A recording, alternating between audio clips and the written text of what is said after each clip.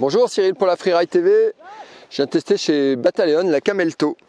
Donc une planche directionnelle avec le triple base. Je viens de tester ça en 153. Alors on va retrouver en fait un cambre classique mais pas très prononcé. C'est pas plat, mais il y a quand même un léger cambre, mais voilà, peu prononcé. Un petit peu de triple base sur l'arrière, hein, vraiment ici sur la partie arrière. Je sais pas si on le voit, voilà. Et un triple base sur l'avant, avec vraiment un petit peu voilà, les nouvelles formes ici, légèrement incurvées, et un triple base qui est pas trop large, de manière à avoir justement des changements, des passages quart à quart très vifs, très rapides. Alors c'est ce qui est assez surprenant quand on monte sur cette planche, les premiers mètres. On a l'impression d'avoir un peu marché sur une peau de banane, quoi. On a l'impression que ça va partir dans tous les sens. Et puis non, dès qu'on va mettre de l'appui, qu'on appuie bien après au niveau des cartes, sur les prises d'appui, front, back, on retrouve de l'accroche, de l'appui. Par contre, c'est vrai qu'au début, on a la sensation que la planche part un petit peu de l'arrière. Et en fait, ça lui donne un côté très joueur, très slashy, très joueur. Et dès qu'on va remettre de l'appui dans la courbe, et ben ça remet de l'accroche, on se sent en sécurité et on peut accélérer.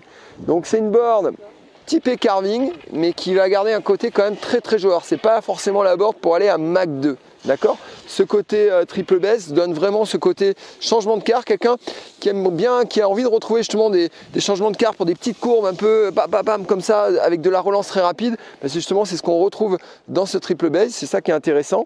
Après peut-être un poil au détriment de la très grande vitesse, où on sent la planche qui a de la tenue, mais on s'est senti sur d'autres planches plus classiques, peut-être un peu plus en sécurité. On n'a malheureusement pas pu trop laisser en poudre, on a des conditions de neige assez dures, mais on peut penser justement qu'avec justement ce spoon à l'avant, ce triple base, on a une planche qui va vraiment déjauger facilement, pas mal de setback sur l'arrière qui fait que la planche va vraiment déjauger, et je pense que du coup c'est un bon outil à tout faire. Et pour moi c'est une board du coup assez joueuse, typée carving, passe partout, si bien pour la piste, pour la poudre. C'est vrai que c'est une grosse tendance dans pas mal de marques aujourd'hui d'aller sur ce type de planche, de les rendre assez compactes et le plus performantes possible pour ces 153, pour mes 172 kg. Ça ne sera pas plus grand, c'est la taille parfaite.